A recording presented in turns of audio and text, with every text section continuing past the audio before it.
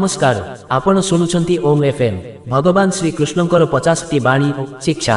भगवान श्रीकृष्णंकर एही शिक्षा गुड़िक श्रीमद् भगवद गीतारू ग्रहण करा जायछि, जहाँ मनुष्य को जीवनर कर्तव्य ज्ञान एवं मुक्तिर मार्ग देखाई थाए।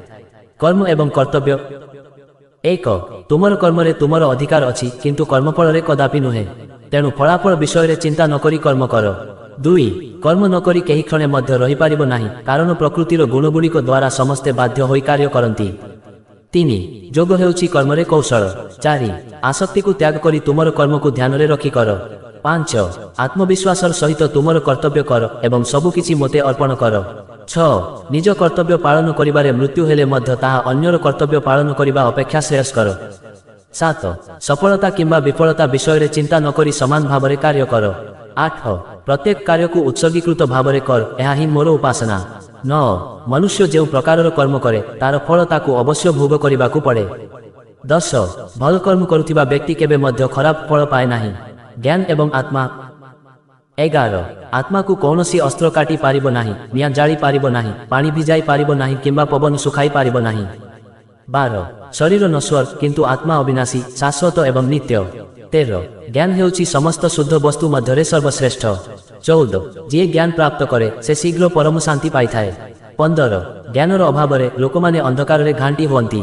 16 अज्ञानता ही समस्त दुखर मूल कारण। 17 आत्म संयमता हेउछि प्रकृत सामर्थ्य। 18 जो व्यक्ति सुख दुख को समान भावरे ग्रहण करे से मुक्ति पाइबाकू योग्य। 19 निजकू जानिबा हेउछि समस्त ज्ञानर सारांश।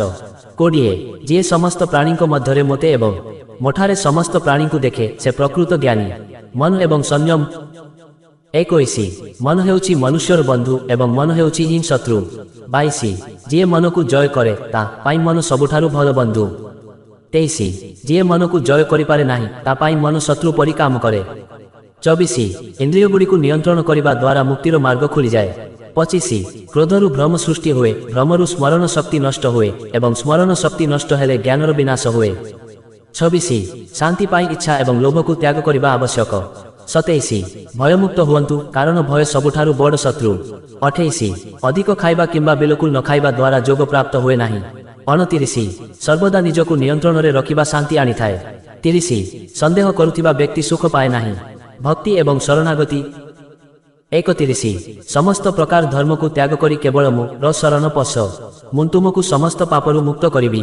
32 जे शुद्ध हृदय रे मोते भक्ति करे मु सर्वदा ता सहित थाए।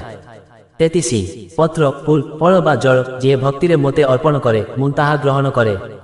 34 सर्वदा मोते स्मरण कर, मोर भक्त हुओ, मोते पूजा कर।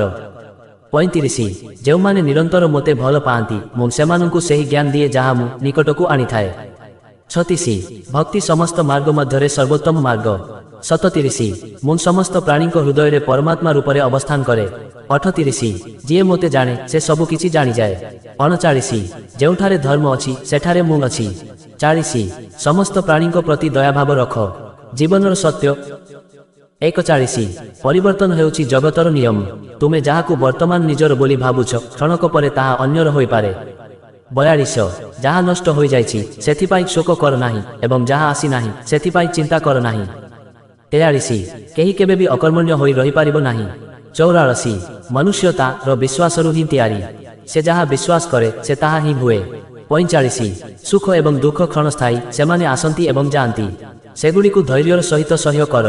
46 अहंकार को त्याग कर, कारण एहा मुक्तिर मार्गरे सबुठारु बड़ बाधा। 47 क्षमा हेउछि सबुठारु बड़ शक्ति। 48 मृत्यु केवल एक पुराना पोशाक छाड़ी नुआ पोशाक पिंधिबा सदृश। 49 जहा घटिछि ताहा भल पाई घटिछि, जहा घटुछि ताहा भल पाई घटुछि एवं जहा घटिबो ताहा मध्य भल पाई घटिबो। 50 सबुबेले सकारात्मक चिंताधारा रख एवं सबुबेले मु कार्य कर। धन्यवाद। जय श्री कृष्ण।